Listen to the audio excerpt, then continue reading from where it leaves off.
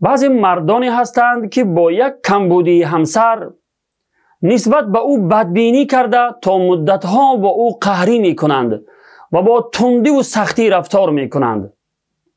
او را تحقیر و اهانت کرده با هر خیل سخنان قبیح دلش را می رنجانند.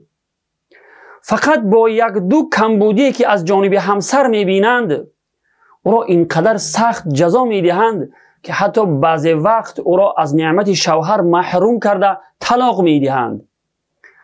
البته چون این کار در شأن یک مرد مسلمان نمی زیبد و پستی و فرومایگی مرد را نشان می دهد.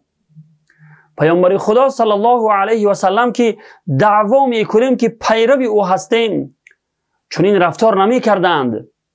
البته که زن به کمبودی نیست، ولی مرد باید بزرگی نشان دهد، زیرا مرد است و چطوره که خداوند از کمبودی های ما در می گذرد و ما را از نعمت هایش محروم نمی کند، ما نیز باید از کمبودی های همسر چشم پوشی کنیم و نسبت به او بدبینی و کینه نداشته باشیم. جوان مردان مسلمان، شما فقط به کمبودی های همسر نگاه نکنید، به خوبی هایش هم نظر کنید. البته که خوبی هایش خیلی زیاد هستند.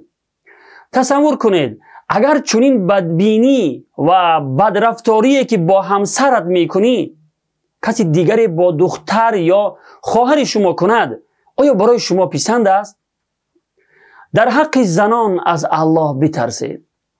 پیامبر خدا صلی الله علیه و سلم فرمودند هیچ مرد مؤمن نسبت به همسرش بدبینی نکند، زیرا اگر یک اخلاقش را نمیپسندد اخلاق دیگرش را میپسندد.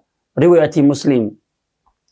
یعنی شاید زن یک خصلت و اخلاق نادرست داشته باشد، ولی مرد باید به خصلت و اخلاق و کارهای خوبش هم نظر داشته باشد.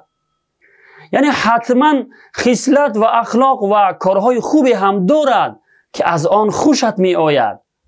جوان مردان مسلمان، از همسرانتان شکایت نکنید.